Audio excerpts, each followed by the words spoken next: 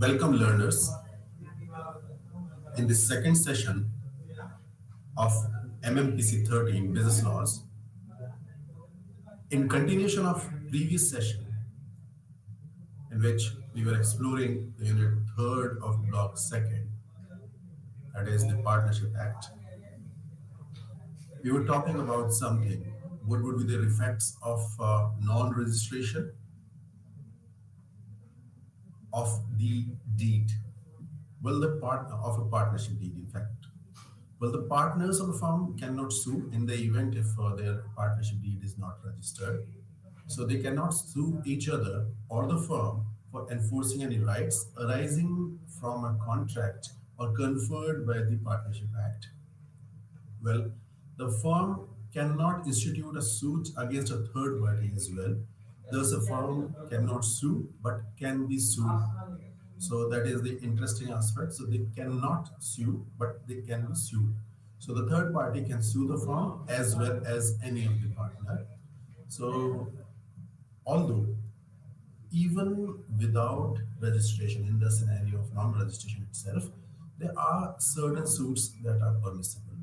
Well, one, a suit for the dissolution of a firm, a suit for rendering of accounts of a dissolved firm, well, a suit for realization of the property of a dissolved firm, a suit or claim of set off the value of which does not exceed 100 rupees. Well, a proceeding in execution or other proceeding incidental to or arising like that.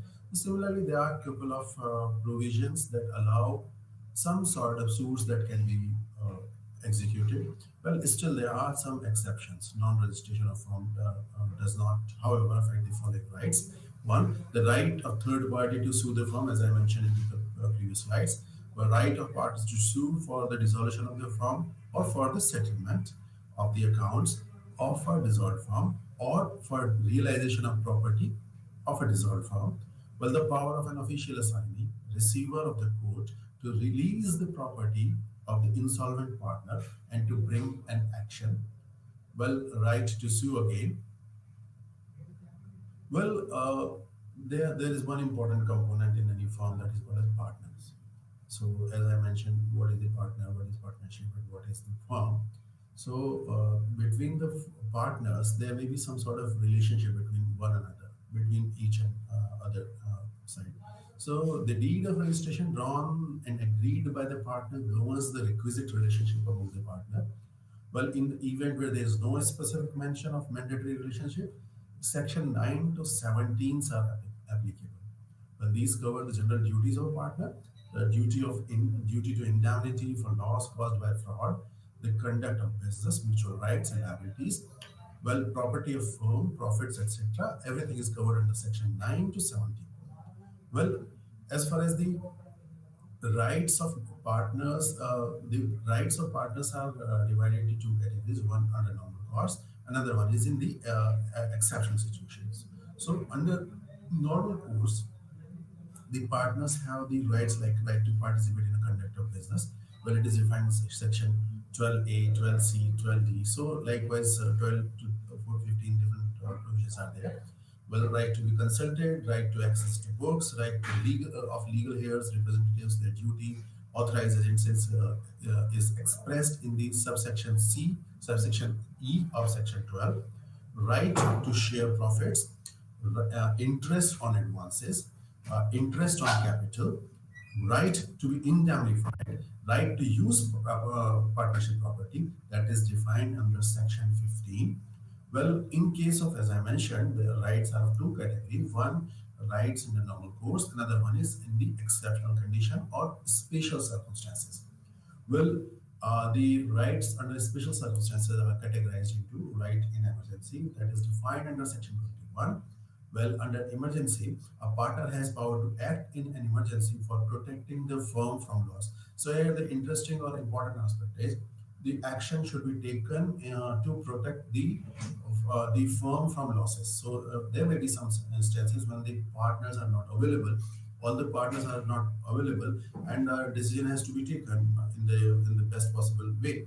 So, considering the interest of firm on the supremacy level or the top level, some decisions will be taken. So, those decisions can be taken under the rights in emergency, that is considered as special circumstances. Well, right to prevent admission of a new partner, that is under 30 section 31. So if there are partners, more than two partners, and one partner wants to introduce another partner, so the other partners have a right that they can prevent the entry of new partner.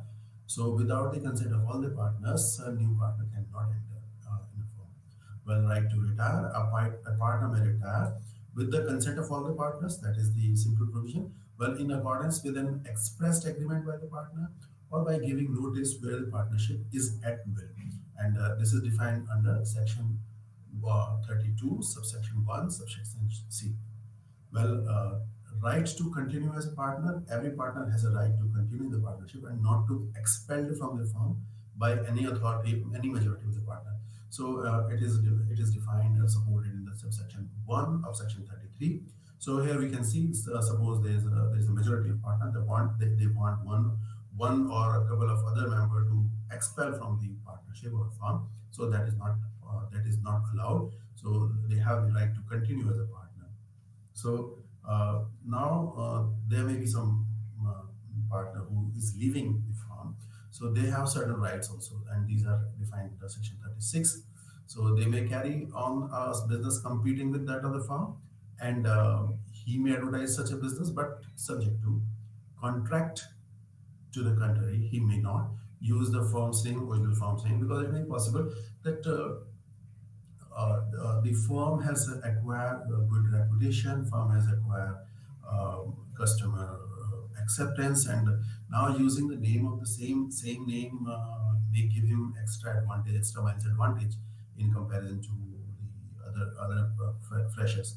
So he cannot represent himself as carrying on a business of the original firm, because now he is no longer a partner. He left that partnership, that firm.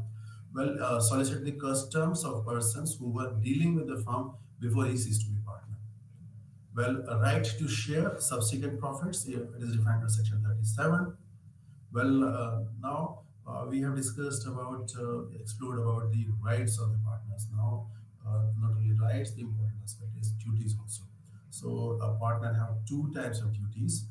One, those envisaged in the partnership contract, and those prescribed in the act. So, suppose there is a partnership deed or contract, so they specifically mention some terms, conditions, some duties assigned to each and every partner. So they are considered under the first category, and the second category it may be fixed.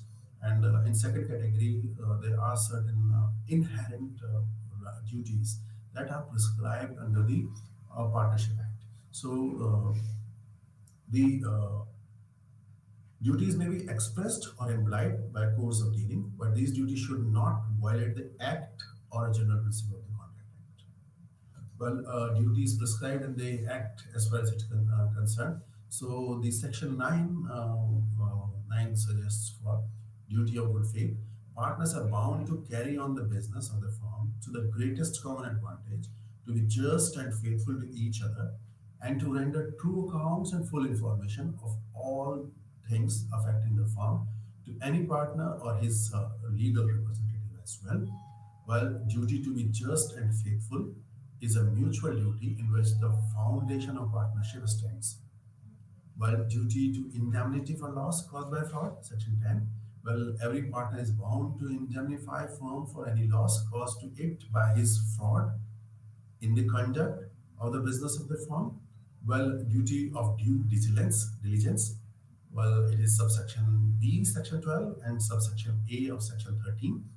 Well, every partner is bound to attend diligently to the business of the firm, and in the absence of any agreement to the contrary, he is not entitled to receive any remuneration. Duty to proper use of property, well, duty to account for profit and pay it to the firm. It is under section 16, subsection A. Duty not to compete. Well, a partner may not start another firm or business, or may not even be part in another firm which is competing in the business or in the business market.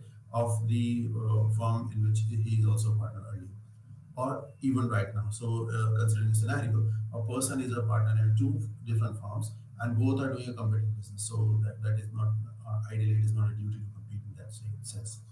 A partner who is guilty of willful neglect in the conduct of the business and the firm suffers loss in consequences is bound to make compensation to the firm and other partners. Well, it is defined under subsection F of section 13. Well, no partner can assign or transfer his partnership interest to any other person. But every partner is bound to act within the scope of his actual authority. As far as we have explored a couple of dimensions in reference to partnership. There is another aspect, that is relationship of partners to the third parties.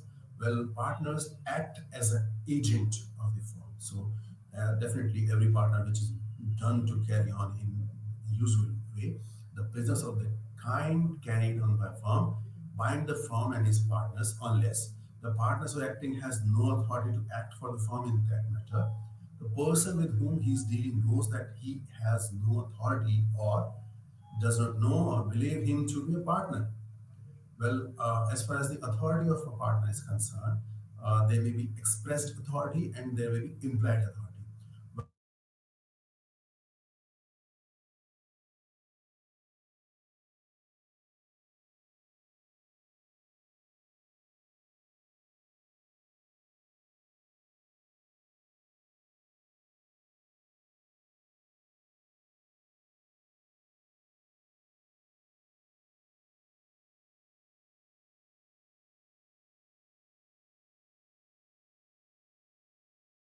that which is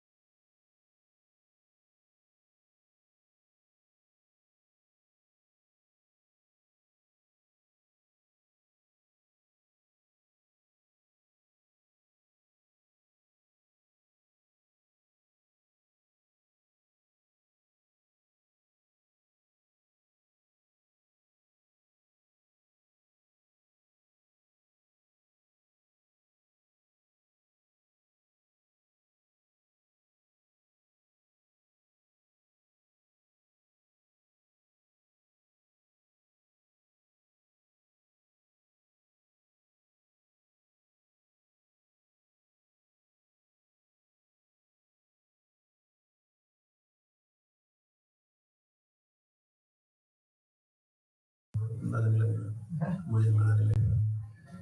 15 minute बाद बोलेंगे एक minute, एक slide को कितना time लगता है? 5 minute. ऐसा अंदाजा नहीं लगता। मैं अभी 24 नंबर की स्लाइड पे हूँ, अगर कोई स्क्रीन पर स्लाइड स्लाइड नंबर बता पाए तो देखना। 24 पे हो? अभी 24 पे। 20 से चालू।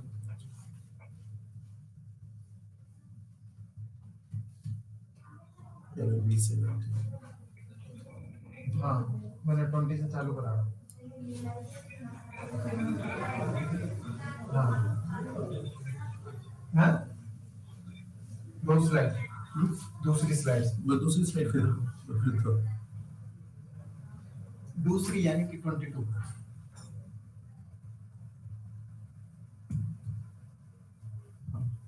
24 पे पहुंच गए थे ना? हाँ 22 से चालू करा रहा हूँ, कराओ चालू। ठीक।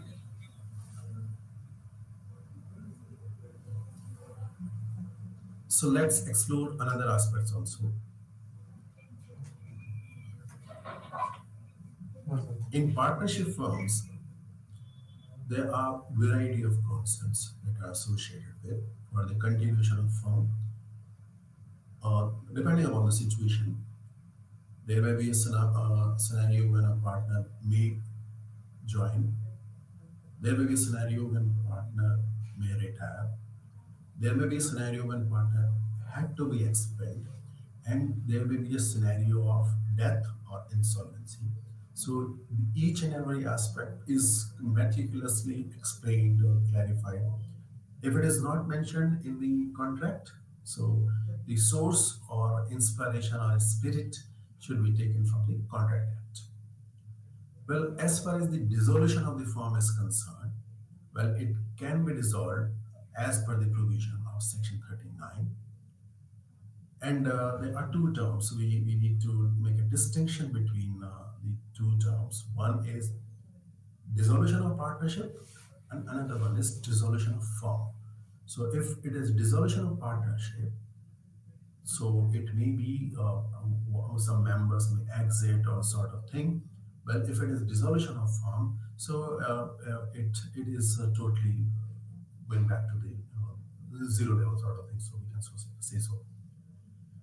Well, in case of it is dissolution of partnership, it may be, as we mentioned, that if it is for fixed term, once the term is over, it may be, once the term over, so it can be dissolved. Well, on the completion of the adventure, it is defined as subsection B of section 42. Well, on the death of a partner, suppose in a scenario where a firm or a partnership has got two members and one of them dies due to any reason. So definitely the basic principle of foundation of partnership is that minimum number is two. So that we return back to the number one. So definitely it cannot be a partnership between a single person. So in that case, under subsection C of section 42, firm is dissolved.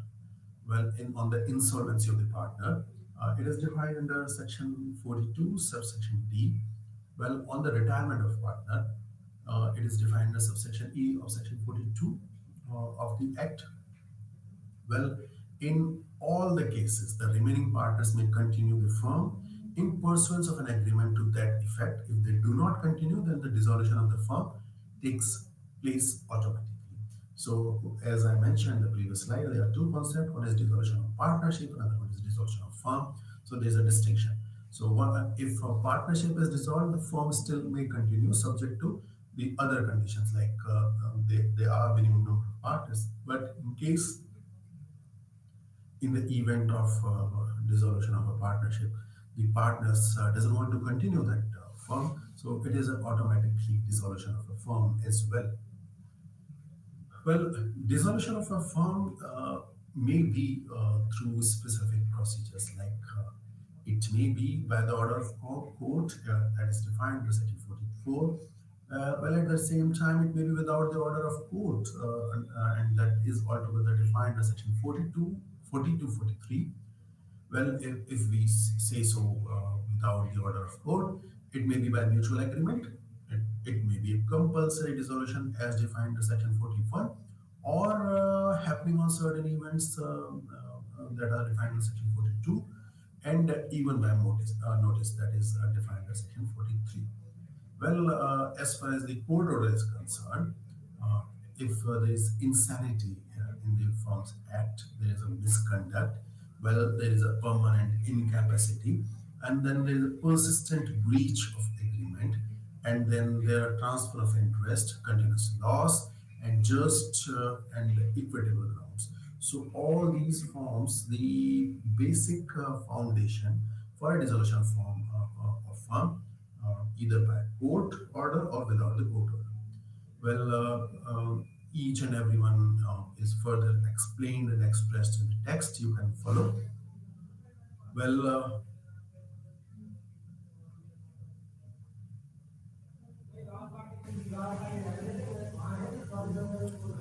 Well, some certain sections that I wish to bring to your notice, that is dissolution of on the happening of certain contingencies that are defined as section 42.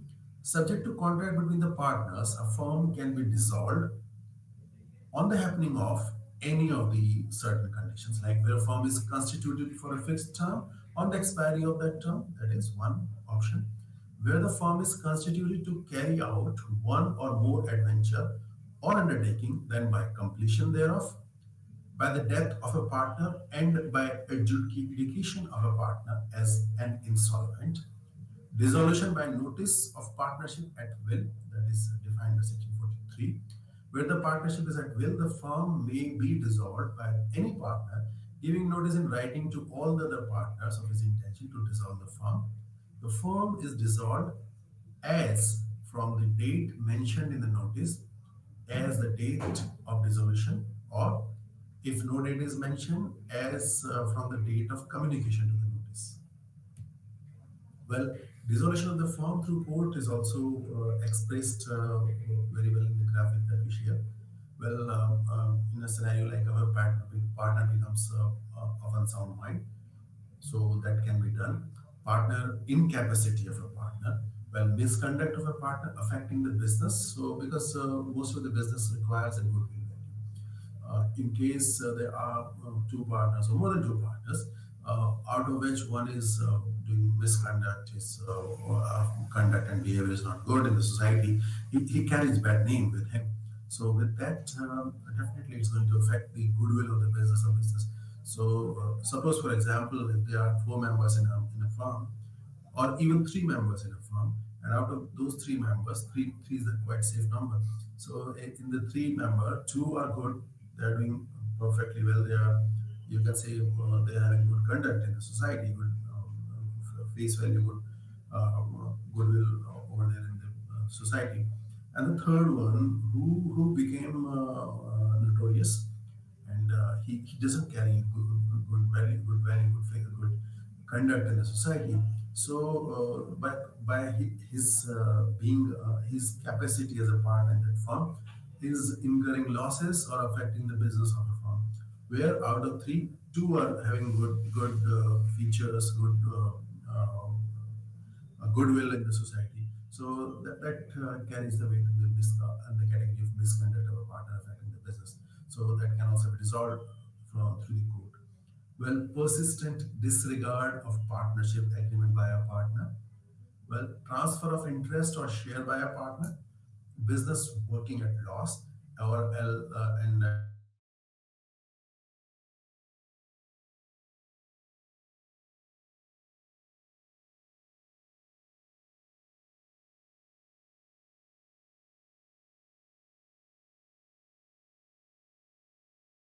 resolve a firm or any other on any other ground, in addition to what we explored so far, if it is satisfied that it would be just and equitable to dissolve the firm, a court may order dissolution where the substratum of the partnership firm has gone, or where there is a complete deadlock and destruction of confidence between the partners.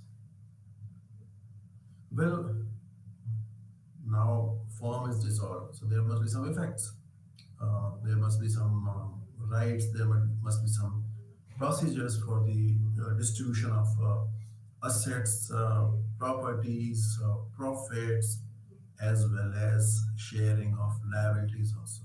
So They are covered under the rights of partners on dissolution.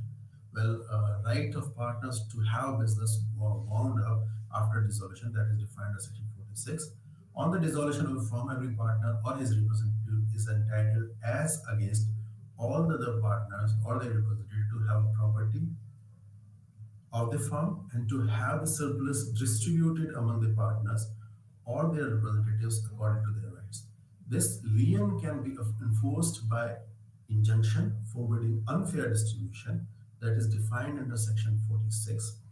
Well, there is a provision for right to return of premium, that is under Section 51. To buy entry into an existing firm, a new partner sometimes has to pay a premium to the existing partners in addition to any investment of capital.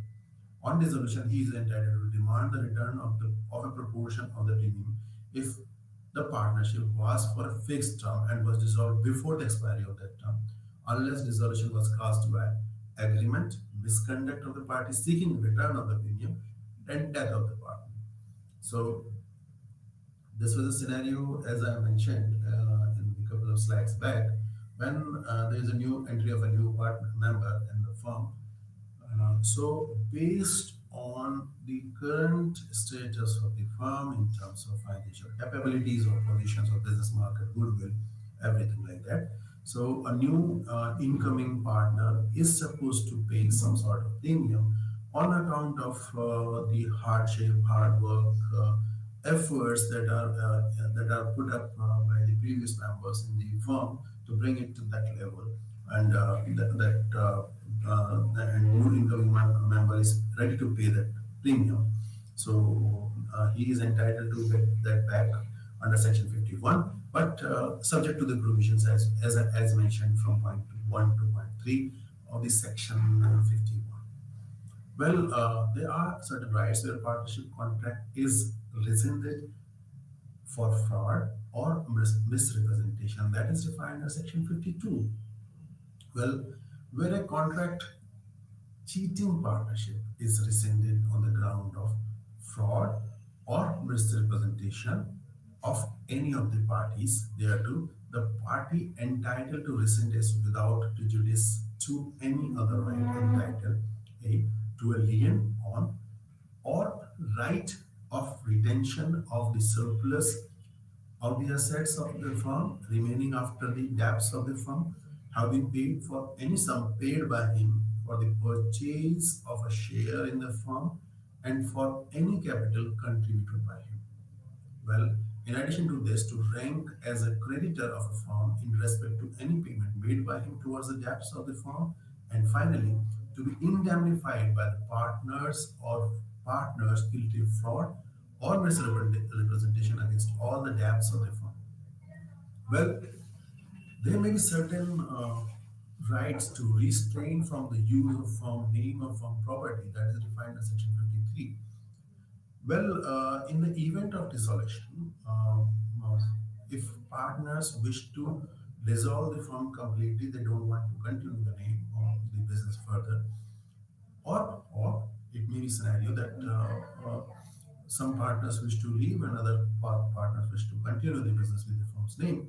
So that can all be done in the final agreement as well. So if there is a firm name, some goodwill associated with that, so the person who wish to continue the name of the firm in his new business need to pay some premium or some, there will be some agreement accordingly. So it can be wounded up provided that there where any partner or his representative has brought the goodwill of the firm, nothing in this section shall affect his rights to use the firm name. I mentioned that if a partner has by agreement bought the goodwill of the firm, so he can continue the name of the firm in his new business. Well, partners may, upon or in anticipation of the dissolution of firm, make an agreement that some or all of them will not carry on the business. That is one condition, similar to that of the firm, within a specified period or within specified local limits, and notwithstanding anything contained in Section 27 of the Indian Contract Act 1872. Such agreement shall be valid if the restrictions imposed are reasonable. Well, we talk about Partnership Act, and I also mentioned in the previous session there is a new concept of business structure that is called as limited liability partnership. There were certain limitations with reference to Partnership Act, with reference to liabilities associated with the partners, and in the complexity in the company's structure of the company. So, in order to address the situation where a person wishes to do some business, but they are not HUF, they don't want to get into the complexity of a company, but they still see the concept of a partnership or firm is not suitable to them. So, for them, fortunately, government of India introduced a new bill that is called as Limited Liability Partnership Bill on 12th of December 2008, and it was passed in both the Houses of Parliament and finally assented by Honorable President of India on 7th January 2009, and this is called as Limited Liability Partnership Act of 2008. Well, it extends to whole of India, and it fundamentally changes the nature of partnership from that of a free and voluntary entity to a legal one. However, the LLP Act does not harm the existence of Partnership Act. It remains as it is, and both are independent to each other. It has got 81 sections and 4 schedules. Well, first schedule deals with mutual rights and duties of a partner, as well as limited liability partnership and its partner, where there is an absence of a formal agreement with respect to them. Well, second schedule deals with the conversion of a firm to the LLP. Third schedule deals with the conversion of a private company to LLP, and the fourth schedule is with the conversion of unlisted public company into LLP. Well, definitely these schedules are altogether required because if LLP is introduced, considering there are certain limitations in the limited liability company, in this private company or unlisted company or a firm, and that are altogether addressed through LLP. So to attend the scenario, there are specific schedules in this act how to convert those entities into the LLP. Well, the Ministry of Corporate Affairs and Registrar of Companies are entrusted with the task of administrating the LLP Act, and the central government has authority to frame the rules with regard to LLP and can amend them by notification in the official gazette from time to time. As far as the definition of limited liability partnership means, a partnership formed and registered under this act, and this is defined under section 2, subsection N, and accordingly, LLP is a body corporate formed and incorporated under this act and is a legal entity separate from its partners. Well, here we see a very categorical difference. In partnership, the partners are not separate from their integral part of it, whereas the LP is a legal entity as that of company. So this is an interesting point that has been taken from the Companies Act. LLP shall have a perpetual succession, well, as like that of a company. Any change in the partners of a LLP shall not affect the existence, rights, or liabilities of a limited liability partnership. It is extension to the Firms or Partnership Act, so it is in the favor of the partners. Well, as far as the key features of the LLP is concerned, it is a body corporate, it is a separate legal entity, it's having perpetual succession, and still, and the last one that is the interesting one, that is it has got limited liability. The liability of partners is limited to their agreed contribution in the LLP. Well, such contribution may be of tangible or intangible nature or both. Well, there may be a minimum number or maximum numbers in the LLP. Minimum number is two, and maximum number. Okay, then the interesting aspect about this is the in the part in the LLP, the minimum number is two. Minimum two individuals that are designated as designated as partners. Out of those two, one shall be resident in India, and there is no maximum limit of partners in LLP. Well, there's an example that is given over there.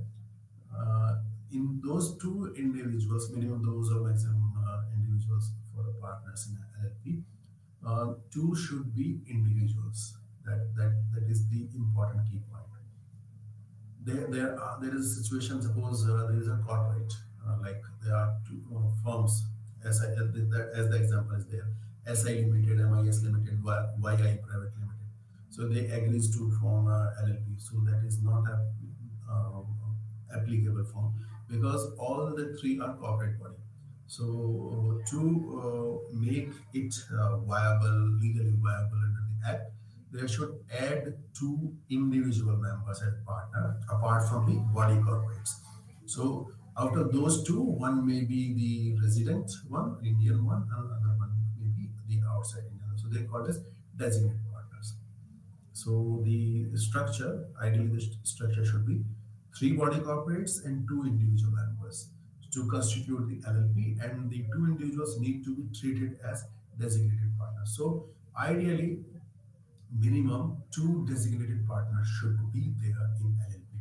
Well, there are third party liabilities unlimited to all the partners. Well, artificial legal person, as the case of company as well. Well, they have certain rights and duties. Mutual rights and duties of the partners within the LLP are governed by the agreement between the partners.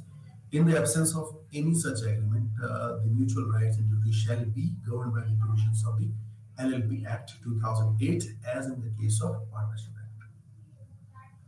Well, it is a mutual agency. Every partner of LLP for a purpose of business of LLP is the agent of the LLP, but not of other partners. It is defined in section 26. Well, in simple words, no partner is liable on accounts of the independent or unauthorized actions of other partners. Thus, individual partners are shielded from joint liability created by other partners and other partners' wrongful business decisions or misconduct. Well, example is, suppose the professionals like engineering consultants, legal advisors, and accounting professionals are afraid of entering into business due to unlimited liability. Hence, the LLP Partnership Act provides an avenue for these professionals to limited liability partnership forms which restrict their liability to the agreed amount only. When this has encouraged the professionals to young professionals to form the LLPs. Well, as far as the management of business is concerned, the partners in the LLP are entitled to manage the business of LLP, but only the designated partners are responsible for the legal compliances. This is a business for profit only. The essential requirement for forming LLP is carrying on a lawful business with a view to earn profit. Well, LLP cannot be formed for charitable or non-economic purpose. So we can see a clear-cut difference. The LLP is intended for the profit only. Whereas in the upcoming section, we will be exploring about the Companies Act. In the Companies Act, there is a provision of a certain type of company, that is section 8 company also. So that deals with the formation of a corporate body or a company that can be formed for charitable or non-economic purposes also. Whereas LLP exclusively categorically prohibits of formation of similar some kind of entity which is for not for profit but for charitable or non-economic purposes. Well, there is a concept of common seal as in case of company. We will be exploring that as well. Well, any LLP being an artificial purpose can act through its partner and designated partners. LLP may have a common seal if it decides to have one that is defined under section 14 subsection C. Thus, it is not mandatory for LLP to have a common seal. It shall remain under the custody of some responsible official, and it shall be affixed in the presence of at least two designated persons or partners of the LLP. Well, there may be foreign LLPs.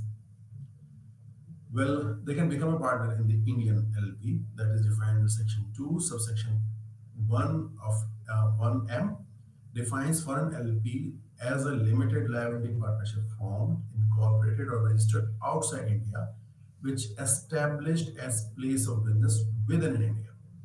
Well, who can be partner? Partner in relation to LLP means any person who becomes a partner in the LLP in accordance with the LLP agreement And the Section 5 lays down that any individual or body corporate may be partner in LLP, provided that an individual shall not be capable of becoming a partner if he has been found to be unsound mind by a court or competent jurisdiction, and the finding is in force.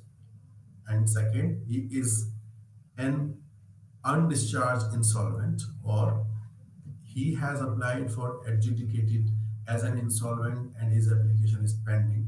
Body corporate shall exclude a corporation. Sole means a public office established by the Act of Parliament, a sole office holder, a cooperative society, and any other body corporate not being a company as defined as under Companies Act 2013. NBFC are prohibited to be partner in LLPs, and those who can be partner in LLP, a company incorporated outside India, LLP can become partner in another LLP. A trust cannot become partner in LLP. However, trustee can become a partner of LLP in his individual capacity, but not in a representative capacity of the trust. Similarly, an HF cannot become a partner, but Kurta can in his individual capacity, but not in a representative capacity of HUF. Well, liability of partners, nature and extent of liability of a partner can be: every partner of LLP would be for the purpose of business of the LLP as an agent of LLP, but not of the other partners. So here is a representation of individual, not which is beyond contrary to the Partnership Form Act. Liability of partner shall be limited. It is also advancement from the Partnership Act. And in case of unauthorized acts, frauds, and negligence, but a partner shall not be responsible liable for the wrongful acts or omission of the other partner. An obligation of the LLP, whether arising in contract or otherwise, is solely the obligation of the LLP. The liabilities of LLP shall be met out of the property of the LLP only. The property, resources, or assets of the partners will not be at stake. Well, liability of partner upon reduction to minimum number of member in LLP. If suppose at any time number of partners of LLP is reduced below two, and the LLP carries on the business for the more than 6 months, while their number is so reduced, the person who is the only partner will be during that time, the time that is so carries business after those 6 months, has the knowledge of fact that it is carrying or on business with his alone, shall be liable personally for the obligation of LLP incurred during that period. Liability of partner by holding out. So the Act provides that any person not being a partner in any firm who by words spoken or written or by conduct represents himself or knowingly permits himself to be represented as a partner in LLP, well known as partner, so he is liable. So that kind of partner is called as partner holding out. And there is a concept of designated partner, as I mentioned. So these are the individual members. So they are appointed. At least two designated partners are required in LLP, and they are mandatory. So and out of them, those two, if we are talking about minimum two number of designated partners, out of two, one should be resident of India. Well, in an LLP where all the partners are body corporates, or where one or more partners are individuals and body corporate, at least two individuals who are partners of such LLP or nominees of such bodies corporate shall act as designated partners. So there are certain other terms and conditions associated with the LLPs that we can explore. And then there are certain liabilities associated with the designated partners that are defined in Section 8. Well, unless expressly provided otherwise in this Act, a designated partner shall be responsible for performing all acts, matters, and things, including filing of any document, return, statement, and the like report as mentioned under this Act and specified in the LLP agreement, and liable to all penalties imposed on the LLP for contravention of those the Partnership Act 1932 provisions. Well, change in the designated partner that is possible, that is defined under Section 9. Well, it may appoint, LLP may appoint a designated partner within 30 days of vacancy arising for any reason, and provision of section 7, subsection 4 and 5 shall apply in respect of such new designated partner. If no designated partner appointed within 13 days of vacancy, or if number of designated partner at any time reduced below the two, then all partners shall deem to be a designated partner. Section 64, subsection B of the LLP Act provides that if number of partners reduced below the two and LLP continues as the same for more than 6 months, the LLP may be wound up by the tribunal. And the concept of liabilities beyond working beyond those 6 months is lies on the only last person who is the remaining one who happens to be designated partner, as I mentioned in the previous section. Well, I emphasized on the concept that there is a some sort of advancement or difference between LLP and partnership, LLP and company. So let's explore what are the major differences, other forms of organizations, including between LLP and partnership or company. Well, as it is clear, the LLP is regulated by the LLP Act 2008, whereas the partnership by the Partnership Act of 1932. LLP is a body corporate where partnership is not. LLP is a separate legal entity contrary to the partnership. LLP is created by a legal process called registration under the LLP Act, whereas in the Partnership Act, we see it is created by the agreement between the partners, which may or may not be registered. Whereas in LLP, registration is mandatory. And partnership is altogether voluntary. LLP can sue and be sued in its own name. Only the registered partnership firm can sue the third parties. LLP has perpetual succession. The death, insanity, retirement, or insolvency of partners does not affect its existence, whereas it is not so in the case of partnership. In this point, I mentioned if the designated partners number reduced from 2 to 1, then within 6 months that vacancy has to be addressed accordingly. Otherwise, it can be wound up by the tribunal. Well, name of LLP to contain the word LLP as suffixed. No guidelines, no such guidelines for partnership, no such limitation in terms of nomenclature. Well, liability of each partner limited to the extent of agreed contribution in case of willful fraud. Well, liability of each partner is unlimited in the case of partnership. Each partner can bind the LLP by his own name, own acts, but not the other partners. However, in partnership, each partner can bind the firm as well as the other partners by his own acts. Well, every LLP should have at least two designated partners and at least two, and one of them shall be resident of India. Well, there is no such provisions for partners under the Partnership Act in this case. LLP may have its common seal, contrary to the partnership, where LLP only designated partners are responsible for all the compliances and penalties under the Act, whereas in partnership it is jointly responsible. Well, partnership firm is not required to file any annual document with the registrar of firms, whereas LLP is required to file annual statement of accounts, statement of solvency, annual return with the registration of LLP every year. Foreign nationals can become a partner. However, this is not in the case of partnership. Minor can be admitted to benefits of partnership with the prior consent of the existing partner, but it is not in the case of LLP. Well, there is some peculiar difference between LLP and company. LLP is regulated in the LLP Act, whereas companies are governed by the Companies Act of 2013. The persons who contribute to LLP are known as partners of LLP. The persons who invest in the money in the shares are known as members of the company.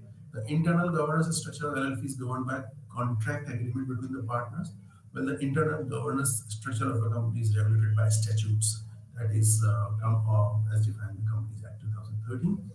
While name of the LLP is to contain word limited liability partnership or LLP as suffix. Name of the public company to contain word limited or private company to contain the word private limited as suffix.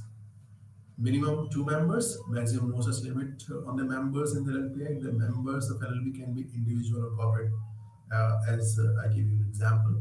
Well, in case of private company, minimum two members, maximum 200 members. In public company, minimum seven members, maximum no such limit on the members. Members can be organization, trust, other business firm, or individuals. The liability of a firm is limited to the extent of agreed contribution, except in case of intention is fraud. Liability of a member is limited to the amount unpaid on the shares held by them. The business of LLP is managed by the partners, including the designated partners, authorized in the agreement. Affairs of company are managed by board of directors elected by the shareholders. Well, meaning two designated partners LLP, private company two directors, public company three directors. Well, there are certain advantages and disadvantages with reference to LLP. Well, the advantages of LLP include easy to form, low cost of formation, separate legal entity, perpetual existence, limited liability, and flexibility of management. That is altogether a sort of complexity in case of company.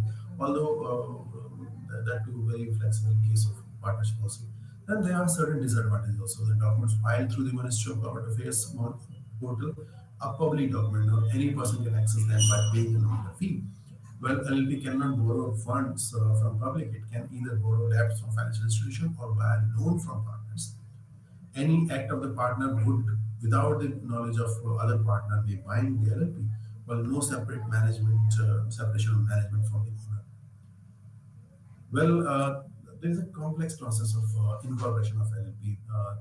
It requires some prerequisites for incorporation. Minimum two partners, individual or corporate bodies accordingly. Then it is filed in a systematic manner. So I'm going through in a sequence that there is a specified service that is called an LLP run service, similar to run service for the company incorporation. Step one is to procure digital signature certificates. Step two is apply for name approval. So once the name is approved, then step three is preparation of documents for incorporation of LLP.